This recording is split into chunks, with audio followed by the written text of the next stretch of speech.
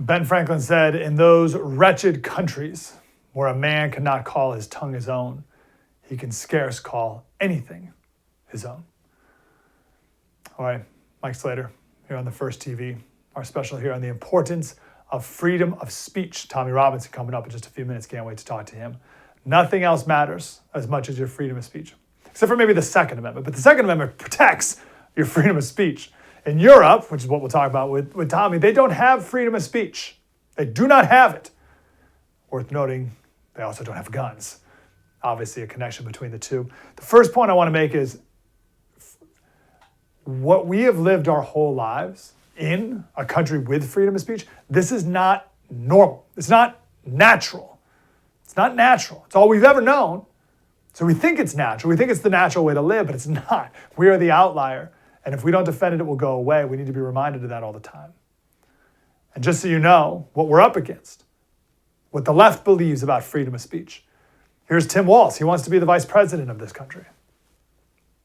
We need to push back on this. There's no guarantee to free speech on misinformation or hate speech, and especially around our democracy. Okay, that's a huge problem. It's like a disqualifyingly huge problem. Here's what's going on in England right now. Check this out. We have some breaking news now, and a woman has been arrested by Cheshire Police in relation to an inaccurate information on social media about the attacker in the Southport murders. It says a 55-year-old woman from near Chester was arrested earlier today, Thursday the 8th, of course, on suspicion of publishing written material to stir up racial hatred and false communications. She is currently being held in police custody. Chief Superintendent Alison Ross has also made a statement saying that this is in relation to a post which has been fueled by malicious and the protest rather has been fueled by malicious and inaccurate communications online. It is a stark reminder of the dangers of posting information on social media platforms without checking the accuracy. It's also a warning that we are all accountable for our actions. That could be you. Could that be you? Why do you think that can't also be you one day? Arrested for suspicion of publishing written material to stir up racial hatred, just hatred, and false communications? This is the Director of Public Prosecutions in England and Wales. Check this guy out. The offence of incitement to racial hatred involves publishing or distributing material which is insulting or abusive, which is intended to or likely to stir up racial hatred. So if you retweet that, then you're republishing that, and then potentially you're committing that offence. And we do have dedicated police officers who are scouring social media. Their job is to look for this material and then follow up with identification arrests and so forth. So it's a really, really serious. People might think they're not doing anything harmful. They are, and the consequences will be visited upon them. Wow, are we on the same page with how terrifying this is? If you post something that's likely, not even if that's your intent, but if it just might happen to start racial hatred. Hatred, what does that mean, hatred? Who defines that? Let me be very clear. In America, starting racial hatred, even if you intend to, is freedom of speech. Now, hate speech is totally subjective. Who determines what we're allowed to say or what we're allowed to think? And how do I know what I'm allowed to say at any given moment? So what's our standard in America? It's very simple, I think. You could say anything up to inciting imminent lawless action. That's the Supreme Court standard. That's the Supreme Court standard. So someone may say something bad about black. They say black people are stupid. Now in England, you're inciting racial hatred. You can't say that. But in America, you can. Freedom of speech. And I can say anything I want about a certain group of people or type of person or people, whatever. I can say anything I want up until at noon today on this corner of this street in this city. Join me, and we're going to kill the first black person we see. No, that's your line. No freedom of speech there. That's not freedom of speech. See the difference? I think it's an obvious difference. Inciting imminent lawless action. That's no good. That comes from a Supreme Court case called Hess versus Indiana. The very short of it was 1973. There was an anti-war protest at Indiana University. And police came and they got the people off the street. And one protester yelled, "We're going to take this blanking street again later." And he was arrested for his speech. And the Supreme Court said, no, that's not imminent. Just saying we'll do this sometime again in the future, that's not imminent enough to be arrested for. Pretty amazing, huh? I'm grateful we have that standard. The rest of the world doesn't. Even England. Here's a video of someone actually getting arrested. I love this guy's reaction. It's just the perfect British reaction to getting arrested. The time's 20 to 3, 14:40. I'm arresting you on suspicion of improper use of the electronic communications network. I'm just What? 127 of the Communications Act, okay? So you do not have to say that may harm your defence if you don't mention one question, something which you later are in court. Anything you do say may be given evidence. Do you understand that? So I'm actually being You're arrested. going to be arrested, okay? Right, Take you and- up to the police station. Right. Ask you, okay, this is in relation to some comments that you've made on a Facebook page. Okay? Oh, really? Oh, it's a Facebook crime, is it? Okay. Right. So we need to ask you some questions about that. Right. Have you got anything in your pockets, Thomas? This guy made comments that are offensive and obscene. Like what? We'll tell you when we interview you. Come on down with us. Wow. We'll get to more of England in a little bit here with Tommy Robinson. But let me give you an example here in America that I think is quite chilling.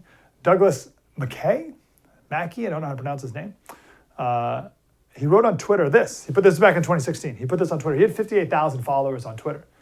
And he put this up on his Twitter account. It's not real. You can't actually text vote Hillary or text this number to vote for Hillary. It's just a joke. But then Hillary lost the election. And the Department of Justice decided to go after him. And they arrested him for conspiracy to interfere with potential voters' right to vote. How many people texted that number? 4,900 people. We don't know how many of those people actually thought they were really voting for Hillary, or if they were just like, oh, I wonder what happens if I text this number. Let's find out. He was 33 at the time. He was sentenced to 7 months in jail. Should that tweet fall under freedom of speech? I think so. This is a form of satire. It's a joke. I've heard stuff like that my whole life. Everyone's said that joke. Oh, hey, voting day is coming up on Tuesday. Unless you're a Republican, then it's Wednesday or whatever. I've heard that joke a million times, like whatever. But Hillary lost, so they had to go get him. If we lose our freedom of speech, it's over. I don't know if we'll lose it entirely here in America because we do have the Second Amendment. What I'm more concerned about is losing the spirit of it. So before freedom of speech is officially taken away from us, and we act like they are in England right now with Tommy Robinson, we'll talk to him in a second, I think before that happens, we'll lose the spirit of it. We'll lose the desire to defend it. We'll lose the desire to use it. We'll have the freedom, but we'll be scared of it. That's a bigger concern for me. Just having people scared to speak the truth. Think about that. People scared to speak the truth is just as effective as not allowing you to speak the truth at all, right? It's the same in the end. Ben Franklin said, whoever would overthrow the liberty of a nation must first begin by subduing the freeness of speech. Our freedom of speech, the spirit of the freedom of speech, it's been subdued in America. You'll hear people against freedom of speech. They'll say, oh, well, you can't say fire in a crowded theater. Sure you can. You definitely can. You can do that. You can yell fire in a crowded theater. That's allowed. Especially if the theater is on fire, which our country is right now. Let's get inspired to speak up more from someone who, is feeling the consequences of speaking in a country where he is not allowed. Tommy Robinson next, right here on the First TV.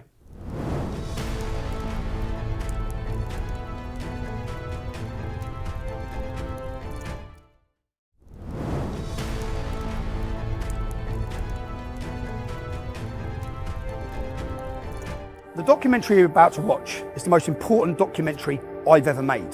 This story is far bigger than Tommy Robinson. This is about the weaponisation and the politicisation of these buildings. Court buildings across the West. The Royal Courts of Justice, ironically named. These buildings have been weaponised and used against members of the public to destroy them if they speak out. From Donald Trump to Steve Bannon, to Geert Wilders, to Marie Le Pen, to Katie Hopkins. That's what's happening. My job as a journalist, I stand for freedom of speech, I stand for freedom of the press. And I failed, because 3 years ago when I lost a court case in here, and they bankrupted me to the tune of £1.6 million on a documentary, you're going to see the entire story was a lie, okay? I failed because I should have come out of court and I should have played you that film. Why didn't I play you that film? Because I was given a gagging order by this building, by this judge. I was silenced, and I allowed them to silence me because I was scared. I was scared of 2 years in prison. I was scared of the effect that solitary confinement for that length of time would have on me. I was scared of jihadi gangs in jail, and I was scared of the effect it would have on my family. I failed me, and I failed you. I'm not going to fail myself again. That is a clip from the documentary called Silenced. It is by the British journalist Tommy Robinson, who is joining us right now. Tommy, how are you, sir? I'm all right, thank you. I'm all right. Well, been better. Yeah, I'm grateful you're here. We only have 10 minutes together. I wish we had longer, but I want to encourage everyone to listen to the podcast episode that I saw the other day with you and Jordan Peterson.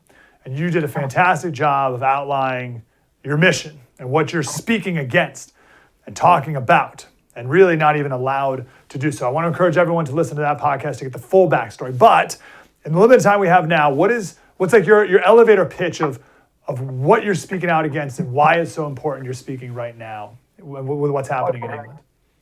Ironically enough, that podcast has now been censored on YouTube after 4 million views. So this is the problem. We do not have freedom of speech. So Americans understand, in Europe, we live in a post-free speech era.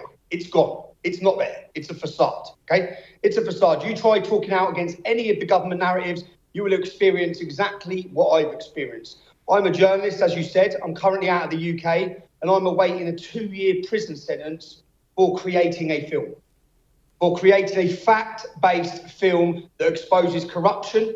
What they did is they weaponised the court system, and this is going on across the West. So anyone who wants to watch my film, the only place you can watch it is on X, and it tells the story, which is far bigger than my story of Tommy Robinson. It tells the story of the weaponised judiciary and how a target is put on people, and then they use the court system to bankrupt them, silence them, gag them.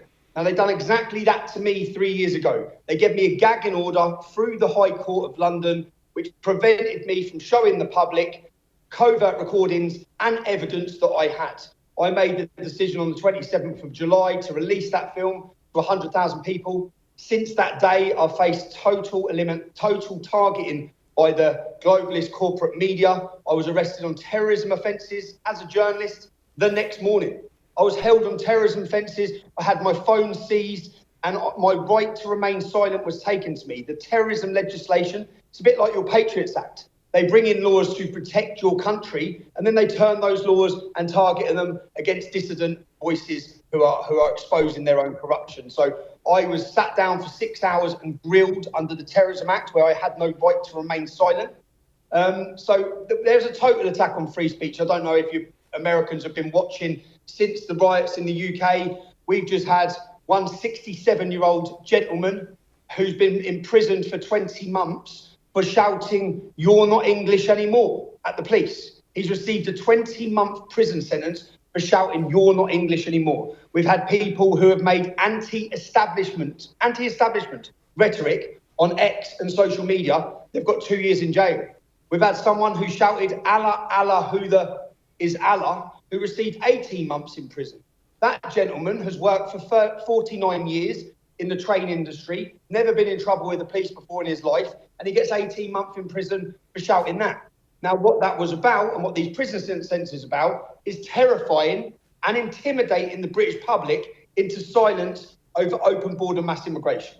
The reason they target me, the reason I'm attacked, the reason I face the prison sentence now is because I expose the failures that come with open border mass immigration. I'm from a town called Luton Town, which is 30 miles north of London. When I was born in 1982, we had one mosque. We now have 45. So they flood the country with whether it be Somalian, Pakistani, Afghani, Iraqi, Syrian. And when you want to talk about the problems that bring, the real problems that come with open border mass immigration, they target you and silence you because it absolutely exposes the flaws in their policy. It's unbelievable. Tommy, I'll tell you, I mean, we're talking to you right now. People are listening to you right now. And it's still unfathomable because we in America, we've grown up with freedom of speech. We've obviously taken it for granted. It doesn't make sense that you don't have it. Maybe it makes sense that people in North Korea don't have it, but in England, like, what are you talking about? Help us understand the mechanisms, like the hard, like how they actually silence, jail, arrest, and of course, chill speech as well. Like, what's the mechanism? How do they do it? Well, last year, so the British government have imprisoned 3,500 people for their social media posts. Russia has imprisoned 700. Russia has imprisoned 700. So whilst our government like to point at other countries to do a freedom of speech, as I said, I'm a journalist. I was imprisoned in 2017. I got 13 months in prison. I was standing outside of a court case, 30 Muslim paedophiles. We have a massive epidemic in this country, which was facilitated and accommodated by the British government and all the authorities. They actually conspired to hide the fact it was happening, where a generation of our daughters were basically raped across the country at the hands of predominantly Pakistani Muslim rape gangs. So people understand the scale of this problem and why they've hid it. Muslim men make up 2.5% of the UK population. They're responsible for 90% of the convictions of this type of rape. So this is something that I brought to the forefront in my activism and journalism since the year 2009. Because of that, I've had all targets on me, attempts to defame me, slander me, silence me, imprison me. But that time when I went to prison, outside the courtroom, I went as the Muslim rapists were coming back into court for their sentence. I said, "How do you feel about your verdict?" I said, "How do you feel about your verdict?" I was sentenced to 13 months in prison within 2 hours. So I was doing my job outside court.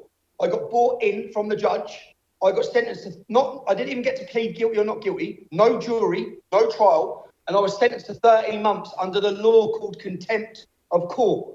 That's currently what I'm being prosecuted on now. So I was sentenced to 13 months. And do you know what the judge then did? The judge then put a reporting restriction on only the public being able to be told that I was in jail. And it took a week. Wow. It took a week, and it was only because American, Canadian and Australian news were reporting I was in prison. None of the British journalists were allowed to even report it. We have a totally, utterly controlled media. And that's why with social media, with X, with all of social media and with citizen journalism, they have no option but to try and silence and destroy because they have to control the narrative. And that's what this is about. This is about the establishment and the government controlling the narrative, which they can do with all of the mainstream media. Unfortunately, with citizen journalists like ourselves, they can't do that. So then they bring in intimidation and they bring in fear factor and they start imprisoning people, which is what they've done over the last 7 days. People have committed offence one day and they've been in prison within 3 days later. That's unheard of in Britain. That's unheard of. That is rushed. And then when they were put in prison for the riots or for posting on social media, most of them for posting on social media, they then done show trials where they live streamed the arrests. So they had the news there going through as they were raiding their houses. Then they had the judges giving video recordings. Now, I know in America you see inside courts. In Britain, we never see inside a court. There's no recording inside our court system. But literally, they rolled it out to put fear into the British public. They sent one mother of 5 children has gone to jail for shouting. And what this is about, this is their tactic, because they know that the country was on the verge of a cultural revolution. We held a demonstration on the 27th of July where we had 100,000 British patriots. That's the largest gathering of British patriots our country's ever seen in one place. And because of that, they come and try to shut us all down. So as I said, on the 28th and 29th of October, the documentary that's pinned in my X profile, I faced 2 years in prison for that film. 2 years in prison for a film in 2024, Great Britain. So Americans need to understand the importance of your constitution, because you're the only place in the world that currently protects freedom of speech, the only place. And to get what they want, they will have to come for that freedom of speech. So I say you have freedom of speech.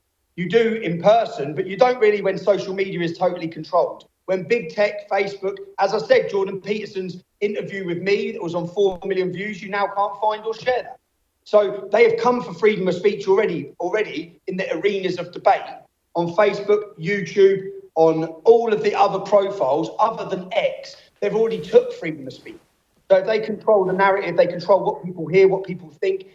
Google tells people how to think about certain people. But the most important thing about my documentary is everything you know that's happening to President Trump. Everything you know that happened to Alex Jones with £1 billion. Everything you know is put into one film, covert recordings, tells the story. It's the unholy alliance, the media, the government, all of them working together in order to destroy people who speak. It's called Silenced. Go watch it now. Tommy, let me ask you one last question before I let you go. Why do you do it? Why are you speaking? Why do you just be silent? Just stop. Just knock it off. Just don't put out movies. Just don't speak about the problems. Just live your life. I know you got children. Just spend your life with your kids and don't worry about it. I have 3 beautiful children, and I 100% understand what the reality is going to look like with another 10 years of open mass immigration. I am not talking about what I've read. I'm talking about what I've seen. I've watched my town decay. I've watched freedom disappear. I've watched the safety of our daughters, of our sisters, of our mothers go. It's gone. Their safety's gone. So what's more important? If I simply remain silent, I know that my children are going to be forced into a position of slavery, fear in their own country. They're going to become minorities in their own country. We already face a 2-tier policing system and a 2-tier justice system when we're the majority. What's it going to look like in 10 years' time? So I am that terrified. I'm terrified now facing 2 years in prison. Our prisons are controlled by Islamic gangs. So I'm terrified now, but I'm more terrified of what my country looks like for my children and their children. Every one of us, as an Englishman, as a Britishman, as an American, all of us have a duty to hand down a safe and prosperous Britain and America to the next generation. We know what's happening, what's wrong. All of us know the mass open border immigration is devastating for our country. We know where it's taking us, so we must speak up. How can we support you, Tommy? Just support my work, share my content, talk about the film. If you watch the film, share it absolutely everywhere. We do have, I face legal proceedings, prison proceedings. I have a campaign for that at freetommy.com. But even just by sharing, and anyone watching this, support citizen journalists. If they're citizen journalists, podcast guests, they're the people who can't be controlled by the establishment. Show them your support and share their content. Tommy Robinson, the documentary is called Silenced. Go watch it now. Tommy, great to talk to you, brother. Thank you very much. Thank you very much, bro. Thank you. Keep it up, mate. Jeffrey Tucker next. Mike Slater, Breitbart News Daily. Mike Slater, The First TV. Spread the word.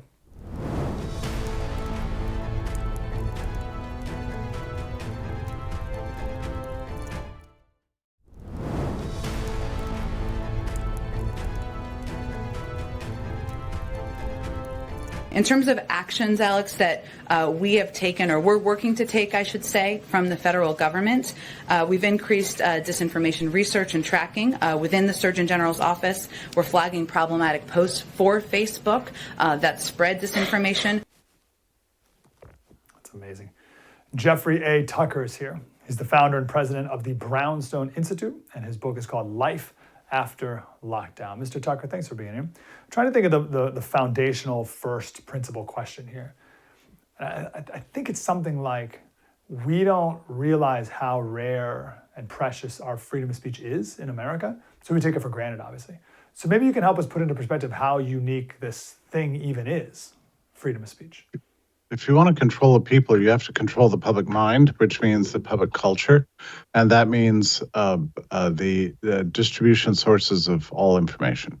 So every censor in history has tried to control the editors, the publishers, to keep the people from knowing things that would destabilize the regime. That's really the big issue. And so generally regimes have allowed you to talk about whatever you want,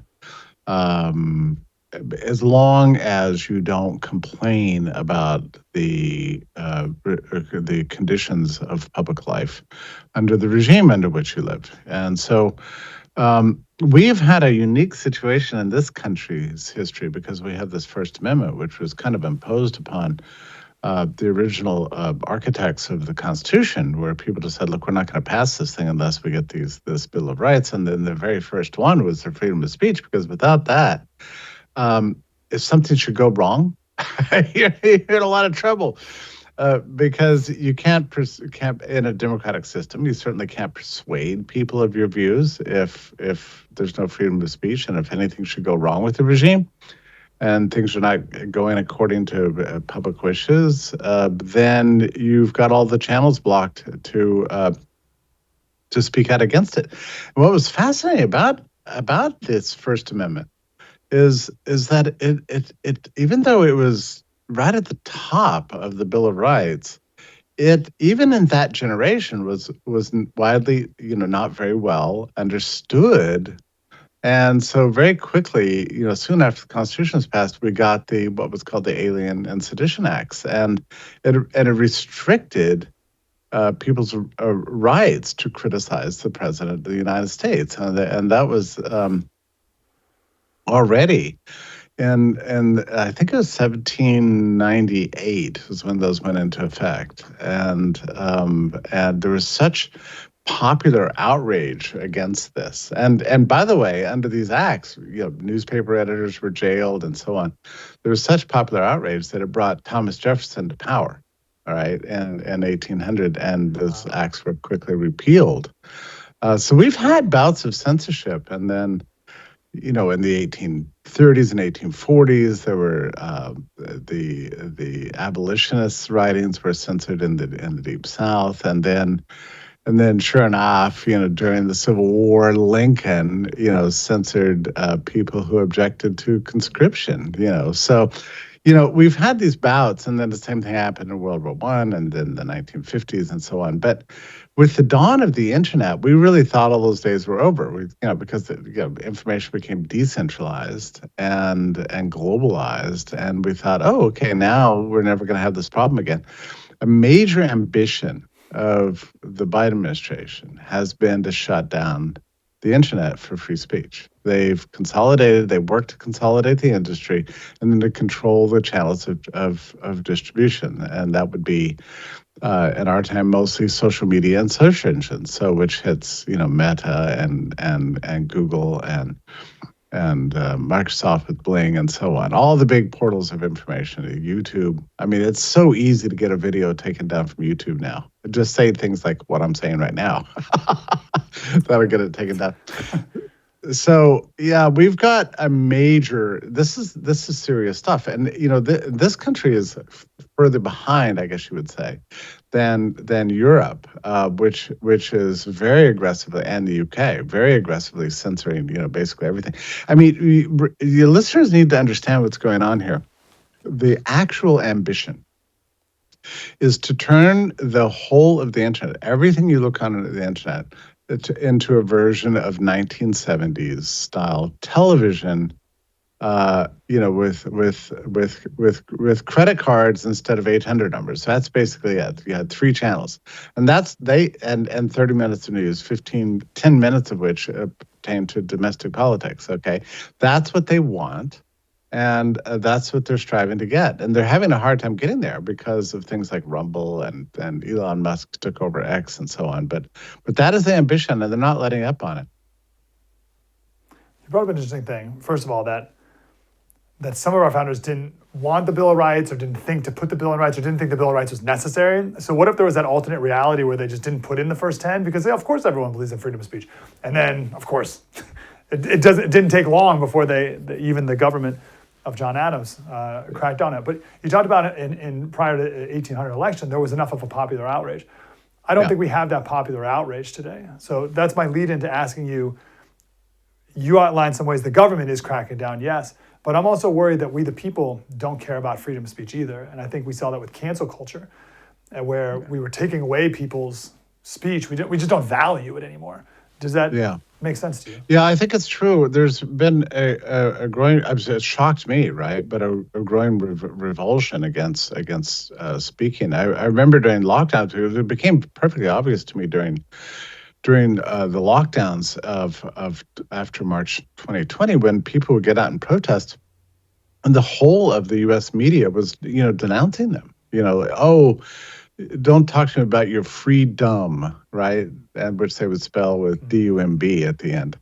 The same people who are now at the DNC talking about freedom, were ridiculing the very idea 4 years ago. So the mass media doesn't this is so counterintuitive, but the mass media doesn't like free speech because it means that other people get to compete with them. They like controlled speech and they like to work with government as a way of consolidating their control over the public mind. They think they're supposed to be in charge of the news, and they don't want average people out there, investigative journalists from all walks of life, having access to the public mind. I mean, they don't mind if you whisper at dinner parties, whatever, that doesn't matter, but they don't want you to have far-reaching, impactful, operationally meaningful influence over public affairs. They want to shut down the populist movement. And yeah, a lot of people are going along with it.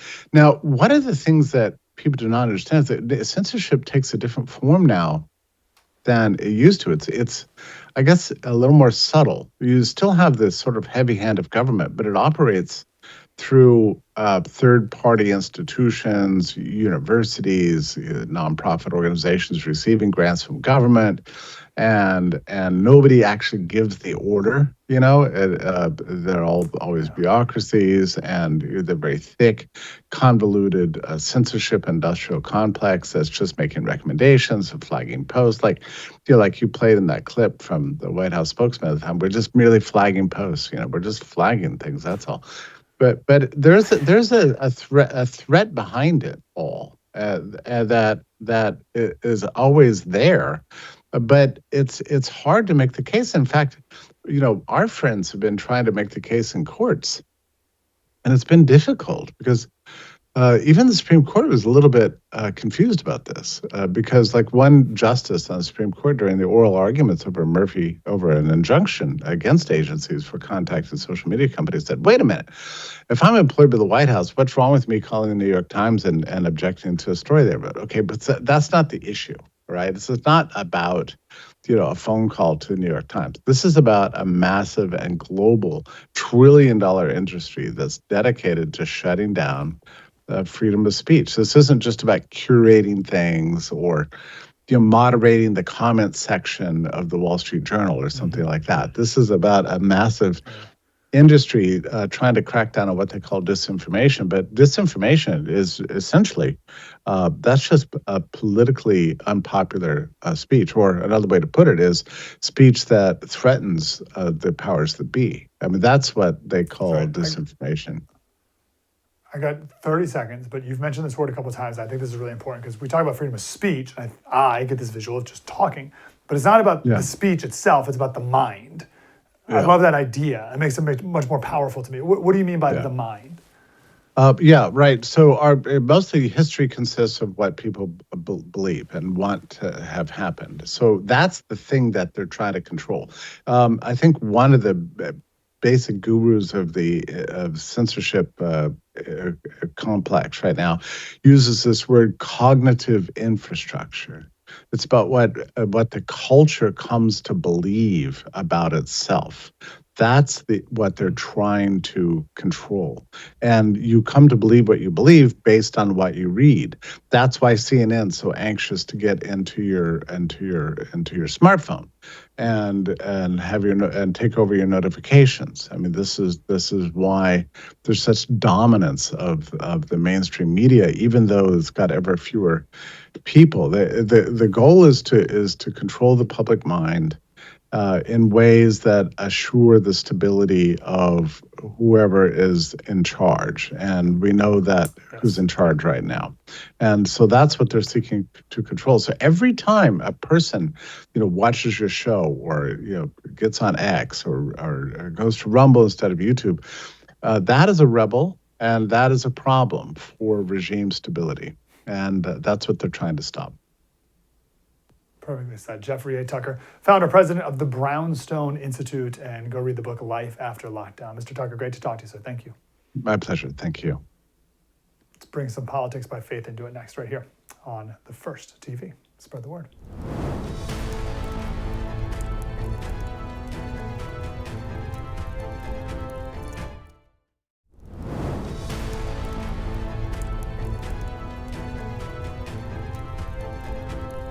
Hey, welcome back to our special, The War on Free Speech. This will be our Politics by Faith segment right here. We live in a culture today. It's not a Christian culture anymore, that's for sure.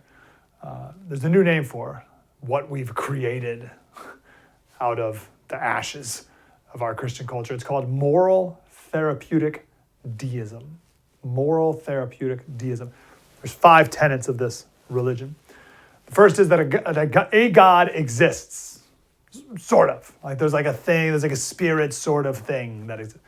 The second is that the central purpose of life is to be happy and feel good about yourself. Third tenet, you can call on this God when you have a problem and he'll come and fix it maybe. Like a cosmic butler. Don't worry about him any other time, but if you have a problem, you can give him a call. Fourth tenet, God, more than anything, wants you to be a good and nice person. Just like it says in all the other religions of the world too. But you just want to be a good, nice person. And number 5, good people go to heaven. How do you get to heaven? You got to be good. What do I mean by good? Well, at least better than that other guy. That's enough. None of those things are right. Like none of those are accurate. None of those are Christianity, I should say. But it's definitely shaped our views on freedom of speech. We used to live in a culture where the highest goal was truth. That's what the Bible's all about. I am the truth, the way, the light, the truth. And freedom of speech was a part of that effort, part of the effort to discover the truth. But now the highest moral order is to be nice. But that doesn't jive. Like freedom of speech doesn't fit nicely in a world where the number one priority is to be nice. Because sometimes the truth doesn't feel good. And then you can't talk. And Satan loves that. He's the father of lies. Here's Jordan Peterson talking about the importance of freedom of speech and how you're told to be quiet because you might offend someone. Why should your right to freedom of speech trump a trans person's right not to be offended? Because in order to be able to think, you have to risk being offensive. I mean, look at the conversation we're having right now. You know, like you're certainly willing to risk offending me in the pursuit of truth. Why should you have the right to do that? It's been rather uncomfortable. Well, I'm very glad I put you on the spot. Well, I'm very glad that I have exercised my freedom of speech. You get my point. It's like you're doing what you should do, which is digging a bit to see what the hell's going on. So and that is what you should do. But you're exercising your freedom of speech to certainly risk offending me. And that's fine. I think more power to you as far as I'm concerned. So you haven't sat there and I'm just trying to work that out. I mean, ha, gotcha. You have got me. I'm trying to work that through in my head. Yeah, it took a while. It did, yeah. It took a while. It's great. That not offending someone tends to only go in one direction. And here's Peterson talking about how foolish this is, how impossible of a standard that you can't offend is. But that, again, only if your priority is truth, which for our culture today, it's not. Okay, so the rule is you can't offend anyone, all right? Let's say you're speaking to one person. I can't offend you. All right, fair enough. What if I'm speaking to 10 people? Do I get to offend 1 in 10? How about 1 in 100? How about 1 in 1,000? You're going to come out on stage and you're going to say something important about something vital, and you're not going to offend 1 person in 1,000? Well, you can't say anything about anything important ever without offending probably the person you're talking to. Important speech about important issues, especially contentious issues, is instantly offensive. Yeah, the left has placed a higher cultural value on not offending hypothetical people. That's the thing, like offending hypothetical groups of people over there that I'm not even necessarily maybe even a part of, but you can't even talk about something because I've deemed it that they may be offended. Well, who's they? I don't know. People that look this, whatever. And they can say that because there is no such thing as truth in their world. If you believe the woke religion that says there is no such thing as truth, and that everyone lives based off their feelings and the highest virtue is being nice, then you can't ever say anything that makes someone feel bad. It's amazing. But that being nice comes at a major price. As Peterson was there, we want to talk about important things, vital things. Nah, you can't. It may offend someone. Conservatives, on the other hand, we say speak more. Speak, go, talk now, offend, go ahead, say what you think. Kamala, speak up. We beg of you, speak ever once. Tell me what you think about everything. Racist, misogynist, sexist, everyone speak, go. I want to know who you are. Speak so we can deal with the evil that we're facing, with the evil that exists in the world. Out with it already. Stop hiding it. We shouldn't let bad ideas sit and simmer. Let them rot and infest underground. Bring them out. Let them see the light. Let the light disinfect them. As Thomas Jefferson said, reason and free inquiry, asking questions, freedom of speech, are the only effectual agents against error. Hopefully this special today has encouraged you to speak out more. We are called to speak. Speak what? And speak how? Ephesians 4:15, we're called to speak the truth in love. Speak truth in love. Now the love part, that's not some sentimental notion of niceness, right? Oh, speak the truth and be nice. In love doesn't mean that you have to accept every bad idea as true, because Ephesians 5:14, well, Ephesians 4:15 says speak the truth, right? Which means if there's the truth, then there are lies, and it's loving to point out the lies, and it's loving to speak the truth. Otherwise, you'll be doing what it says in Ephesians 4:14. You'll be like an infant, tossed back and forth by the waves, blown here and there by every wind, and teaching about the cunning and craftiness of people and their deceitful scheming. We don't want that for people we love, do we? Speak truth in love. The word speak, the Greek means to profess. To profess the truth in love. It's a little more than just speaking it. The idea here is that we're also walking in the truth.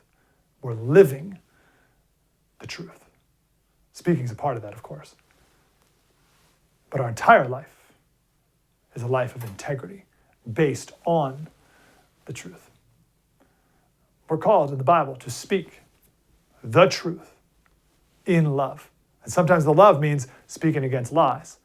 We must speak the truth in love. But don't only speak it. Got to live it too. Slater Radio on Twitter and Instagram. Thanks for being in our special. The war against freedom of speech. Fight back by speaking. Spread the word.